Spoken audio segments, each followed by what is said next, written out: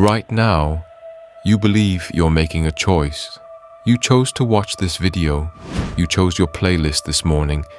You chose what to buy, who to follow, what to think about the world. And in those thousands of daily digital decisions, you've convinced yourself you're expressing your individuality. But here's what the tech giants don't want you to realize. Every single one of those choices was predicted, influenced, and in many cases created by algorithms that know you better than you know yourself. You're not choosing your digital life. Your digital life is choosing you. And the most sophisticated part, it feels completely personal. So here's the question that should fundamentally disturb you. Are we the most connected, yet conformist generation in human history?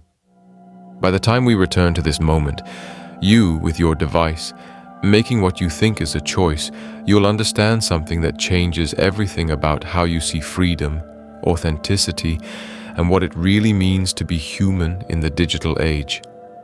We're about to journey into the digital cave where the shadows on the wall aren't cast by fire, but by algorithms. And unlike Plato's prisoners, we think we're free. Let me show you just how deep this digital rabbit hole goes. Here's something that will make you uncomfortable. That playlist you're so proud of, the one that feels uniquely you, Spotify's algorithm predicted every song before you even knew you'd love it. Your discovery wasn't discovery at all. It was delivery. Right now, as you watch this, YouTube's algorithm is calculating your next click with 70% accuracy. Netflix knows what you'll binge next Friday better than you do. Amazon's recommendation engine generates 35% of all purchases, not by understanding what you want, but by manufacturing what you'll choose. You think you're curating your digital life, but here's the truth that algorithmic systems don't want you to see. You're not the curator. You're the exhibit. This is the digital age's most seductive lie, the illusion of personalization. Every recommendation feels hand-picked for you. Every feed feels uniquely yours. But personalization and individualization, they aren't the same thing. One serves your authentic self. The other creates a profitable version of you. Consider this. When Nietzsche wrote about herd mentality in 1883, he couldn't have imagined a world where the herd would feel like a personal experience, where conformity would be delivered through algorithms that whisper, "This is just for you," where millions of people would make identical choices while believing they're expressing their individuality. The most effective prison isn't one that looks like a cage. It's one that feels like freedom. Digital platforms have perfected this art. They've created what researcher Shoshana Zuboff calls surveillance capitalism, a system that doesn't just predict your behavior, it modifies it. And the most brilliant part, you feel grateful for the convenience. Think about your last rabbit hole on YouTube or TikTok. You probably thought, "I can't believe how perfectly this understands me." But that wasn't understanding. That was programming. The algorithm didn't discover your interests. It manufactured your attention. It didn't serve your curiosity. It hijacked your dopamine. Every click, every swipe, every like. You think you're expressing yourself, but you're actually training the system to predict you better than you predict yourself. And here's the question that should terrify you. If an algorithm knows your next move before you do, who's really making the choice? Welcome to the digital herd, where being shepherded feels like being special, where the shadows on the cave wall aren't just illusions. They're hyper-personalized illusions, designed specifically for you. You came here thinking you had control over your digital choices, but control is an illusion when the choices themselves are manufactured. The question isn't whether you're in the herd, it's whether you'll wake up to see the fence. Now that you see the fence, let me show you the herd. Picture this, 4.8 billion people, each holding a device they believe makes them unique, all unconsciously performing the same digital rituals, scrolling at the same pace, laughing at the same memes, outraged by the same content. This isn't coincidence. It's the most successful herding operation in human history. You know that viral TikTok dance you learned last month? So did 50 million other individuals. That Instagram trend you thought was so authentic? It was algorithmically engineered to feel spontaneous. What digital platforms have achieved is breathtaking. They've made conformity feel like personal expression. Research shows that social media algorithms don't just predict viral content, they manufacture it. The platforms create what scholar Zeynep Tufekci calls enactment of the herd through engagement-driven feedback loops. They amplify content that generates the most reaction, not the most authentic expression. The result? Billions of people genuinely believing they're discovering their authentic selves, while following identical algorithmic breadcrumbs. Think about your last strong opinion that you posted online. How did you form it? Did you carefully research multiple perspectives, or did you absorb it from your feed? Be honest, because the data reveals something unsettling. Most of our digital convictions aren't conclusions we reached. They're positions we were herded toward. But here's where it gets psychological. The digital herd doesn't just follow, it punishes straying. FOMO isn't just fear of missing out anymore, it's fear of being left out of the collective digital consciousness. Cancel culture, viral shaming, the anxiety of not having the right opinion. These are the digital age's herding tools, more effective than any shepherd's crook. And who leads this herd? Influencers, the false prophets of our digital age. They're not leaders, they're algorithms in human form, optimized for engagement rather than wisdom. When someone with millions of followers tells you to be yourself, they're really saying be yourself in a way that generates clicks. The supreme irony? In an age of infinite individual expression, we're following fewer voices than ever. Nietzsche warned about the last man, someone who seeks only comfort and avoids all risk. Look around. We've created a digital environment that rewards playing it safe, following trends, and never straying too far from the algorithmic mean. We've optimized for engagement, not enlightenment, for virality, not truth. You felt it, haven't you? That moment when you wanted to post something genuine, something real, but stopped because it wouldn't perform well? That's the moment you felt the fence. That's when you realized you weren't in your own digital space. You were in the herd's pasture. The most terrifying part isn't that we're in a digital herd. It's that we've been conditioned to find comfort in it. We mistake echo chambers for communities, viral validation for genuine connection, and algorithmic recommendations for personal discovery. So here's the question that should shake you. If millions of people are making identical choices while believing they're unique, what does that make you? An individual? Or just another sheep who's learned to type? The algorithm doesn't just know you better than you know yourself. It's actively reshaping who you think you are. And in that reshaping, something essential is dying. What's dying isn't just individual choice, it's meaning itself. In 1882, Nietzsche declared, "God is dead, and we have killed him." He meant that traditional sources of meaning, religion, absolute morality, inherited values, had lost their power to guide human lives. But Nietzsche couldn't have predicted this. We'd replace God with Google, sacred texts with status updates, divine purpose with viral purpose. The digital age promised infinite access to information, infinite connection, infinite possibility. Instead, it delivered what researchers call digital nihilism, a profound sense that despite having everything at our fingertips, nothing really matters. We're drowning in content, but starving for meaning. You've felt this, haven't you? That moment when you're scrolling through endless feeds, consuming video after video, article after article, and suddenly realize you feel empty, hollow. Like you've been eating digital junk food for hours and you're somehow both overstimulated and undernourished. This isn't just individual experience, it's generational trauma. Generation Z exhibits what psychologists term nihilistic humor and doomer mentality. They joke about meaninglessness because genuine purpose feels impossible to find in an information-saturated world where every truth has a counter-truth. Every value has a viral debunking. Here's what's truly insidious. Algorithms don't just curate content. They curate reality itself.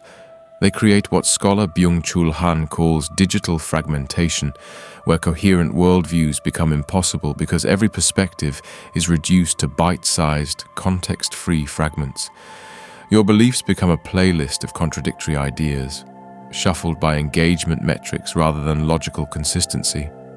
Traditional societies had flawed but stable meaning systems. Religion, community traditions, cultural narratives that lasted generations. These gave people what psychologist Viktor Frankl called existential anchoring. Digital culture offers the opposite: constant flux, infinite options, and no reliable way to distinguish between profound wisdom and clever manipulation. The digital attention economy doesn't reward truth or meaning, it rewards engagement. Outrage generates more clicks than insight. Controversy drives more shares than clarity. We've created a system where the most meaningful content gets buried beneath the most addictive content. The algorithm doesn't ask, will this make people wiser? It asks, will this keep them scrolling? Think about your last Wikipedia rabbit hole. You started researching something important and ended up reading about celebrity scandals. Or your last educational YouTube session that somehow led to reaction videos. The platform's goal isn't your enlightenment, it's your engagement. They've monetized confusion. Nietzsche warned about the abyss, the terrifying freedom that comes when old certainties die. The digital age has democratized that abyss. Everyone now faces the philosopher's burden, creating meaning in a world where traditional authorities have been replaced by algorithms that optimize for everything except human flourishing. So here you are, more connected than any human in history, yet more isolated, more informed than any generation before you, yet more confused, more entertained than ever, yet more empty. This is digital nihilism, not the absence of content, but the presence of too much meaningless content. The algorithm promised to solve the problem of choice overload by choosing for you. Instead, it created a new problem, meaning underload. It eliminated the friction that forces us to develop our own values, our own sense of purpose, our own authentic relationship with truth. And in this meaning vacuum, we're becoming exactly what Nietzsche feared most, not the Übermensch who creates new values, but the last man who seeks only comfort and avoids all struggle. The question is, are you becoming who you chose to be? Or who the algorithm chose for you to become? You're becoming exactly what Nietzsche feared most. Not the Übermensch, but the last man. The last man isn't evil. He's comfortable. He doesn't seek greatness. He seeks convenience. He doesn't create values. He consumes them. And in our hyperconnected world, we've built the perfect digital environment for his emergence. Look at your screen time this week. How many hours did you spend creating versus consuming? How many decisions did you delegate to Netflix's because you watched? Algorithm? How many restaurant choices to Yelp's ratings? How many life decisions to Google search suggestions? This isn't efficiency. It's the systematic outsourcing of your agency. Digital technologies promise to enhance human capability, but they've done something more subtle. They've made struggle optional. Can't remember something? Google it instantly. Can't decide what to watch? Let the algorithm choose. Can't figure out your commute? GPS handles it. Every friction that once forced you to develop mental muscle has been algorithmically smoothed away. Here's what researchers call digital atrophy, the gradual weakening of cognitive abilities we no longer need to exercise. Your memory, your navigation skills, your ability to sit with uncertainty, all deteriorating not from disease, but from digital dependency. You're not becoming superhuman, you're becoming subhuman in the most comfortable way possible. The last digital man doesn't even have a coherent self anymore. He has personas: LinkedIn professional, Instagram influencer, Twitter warrior, TikTok entertainer. Each optimized for a different platform's algorithm. Each a fragment of what might once have been a whole person. Digital identity isn't expression, it's performance for machines. But here's the seductive part. It feels good. Every notification gives you a dopamine hit. Every algorithm that gets you makes you feel understood. Every platform that removes friction makes life easier. The last digital man isn't suffering, he's satisfied. And that satisfaction is precisely what makes him so dangerous to human potential. Nietzsche wrote, "Man would rather will nothingness than not will at all." The last digital man has found something worse, willing what the algorithm wills. He exercises choice constantly, click, swipe, like, share, but never exercises will. He's perpetually active, but never truly acting. When was the last time you were genuinely bored? When you sat with a difficult question instead of Googling the answer? When you formed an opinion through careful thought rather than absorbing it from your feed? If you can't remember, you might already be further along this path than you think. The most terrifying aspect isn't what the last digital man lacks: ambition, struggle, growth. It's what he's convinced he doesn't need them. He's achieved Nietzsche's happiness of the herd through technological mediation. He's comfortable, entertained, and utterly convinced he's living his best life. But here's the question that cracks the comfortable shell. If you're not choosing your thoughts, your entertainment, your values, your very attention, then who are you? Are you still human?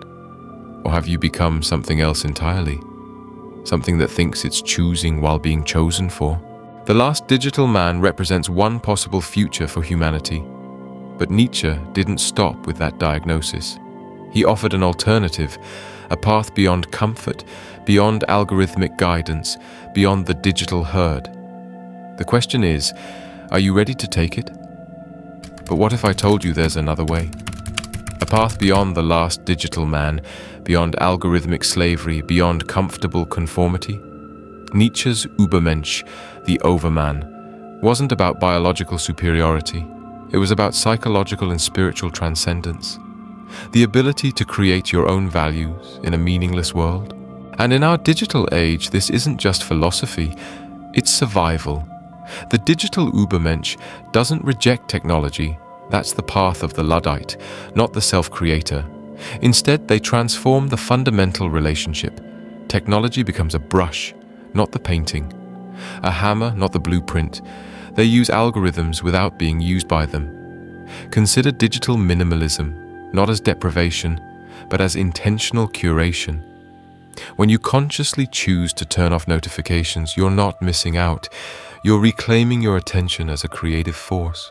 When you curate your feeds instead of letting them curate you, you're practicing what researcher Cal Newport calls digital decluttering, the art of technological self-mastery. Here's the paradigm shift.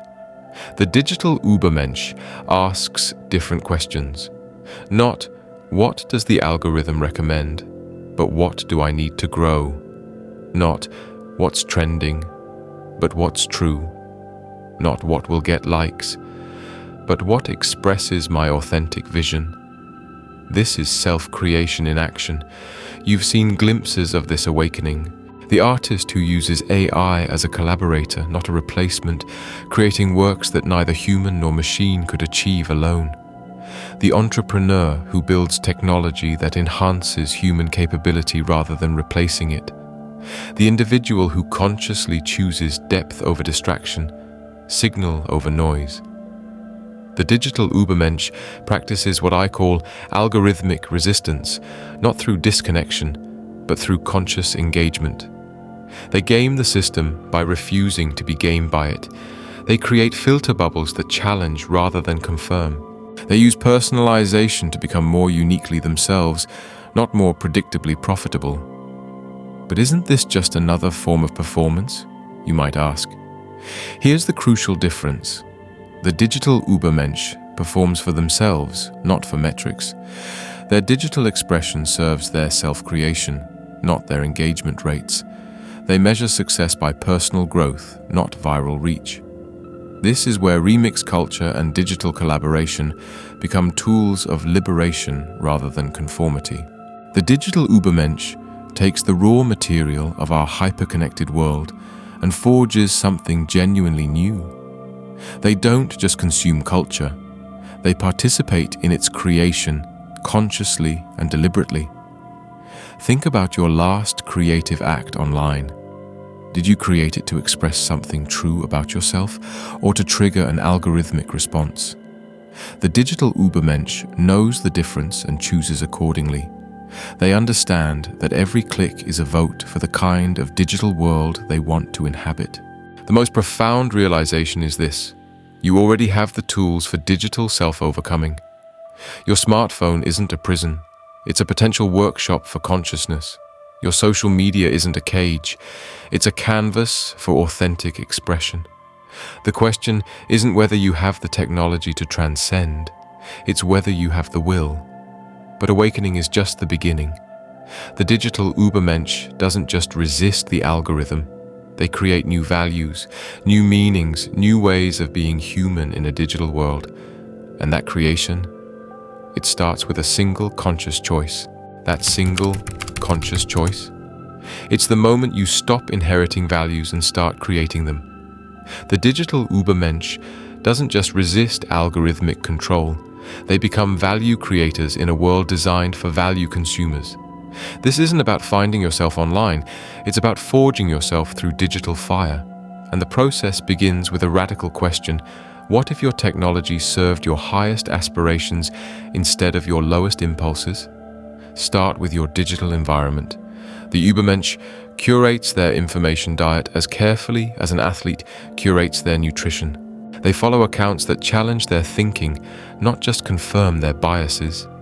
They seek out what researcher Eli Pariser calls burst bubbles, intentionally diverse perspectives that force intellectual growth rather than comfortable stagnation. But here's where it gets sophisticated. The digital Übermensch doesn't just consume differently, they create with intention. Every post becomes an act of value creation, every share becomes a curatorial choice. Every comment becomes an opportunity to elevate discourse rather than degrade it. They understand what philosopher Albert Borgman calls focal practices, activities that gather meaning and create genuine engagement. But doesn't this make you isolated? The opposite. The digital Übermensch builds what sociologist Robert Putnam calls bridging social capital, connections that span differences rather than reinforce similarities. They create authentic digital communities around shared growth, not shared grievances. Their networks become laboratories for collective intelligence rather than echo chambers for collective ignorance. The most advanced digital Übermensch practices symbiotic relationship with AI. They don't fear being replaced by machines. They become irreplaceable through collaboration. They use AI to amplify their creativity, not substitute for it. They leverage algorithmic power while maintaining human agency, creating what researcher Sherry Turkle calls life mix, the conscious integration of digital and physical existence. Picture the programmer who uses GitHub Copilot not to write code for them, but to explore coding possibilities they never imagined. The artist who collaborates with AI to create works that express uniquely human emotions through post-human techniques. The student who uses learning algorithms to identify knowledge gaps and then fills them through deep, focused study. This is technology as enhancement, not replacement. The fundamental shift is from asking, what does the algorithm want, to what do I want to become? The digital Übermensch designs their digital life around growth, challenge, and authentic connection. They optimize for depth over engagement, signal over noise, transformation over comfort. This sounds exhausting, you might think. But consider the alternative. Unconscious drift through algorithmically determined experiences, gradually becoming who the system wants you to become rather than who you choose to be. The effort of conscious digital living is liberation from the hidden effort of constant algorithmic manipulation. The most profound realization is this: every digital choice is a vote for the kind of consciousness you want to develop. Your attention is not just a resource to be captured, it's a creative force to be directed. Your data is not just a product to be harvested, it's raw material for self-understanding and growth. The digital Übermensch discovers something remarkable. Conscious technology used doesn't diminish their humanity, it amplifies it. They become more creative, more connected, more capable of genuine growth. They transform from digital consumers into digital creators, from algorithmic products into authentic agents of their own becoming. And here's the beautiful irony. In learning to consciously choose their digital experiences, they learn to consciously choose everything else. The smartphone that once trapped them becomes a tool for liberation. The algorithms that once herded them become servants of their self-creation. You're not just using technology anymore. You're using technology to become who you choose to be.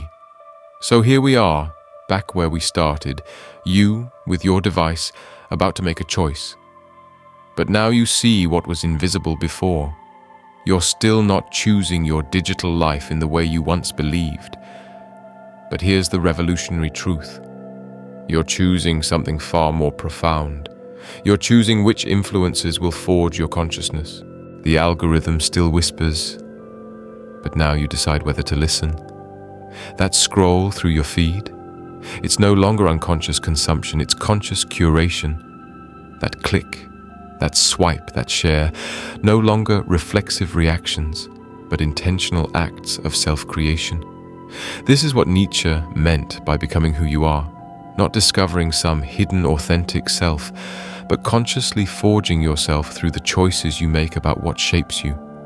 Every notification you allow, every algorithm you feed, every digital community you join, these aren't just preferences anymore. They're architectural decisions in the construction of your consciousness. Now that you understand the difference between algorithmic choice and conscious choice, here's the question that reveals how far you've traveled. What kind of human are you programming yourself to become? Think about it. Your answer to that question 30 minutes ago would have been completely different.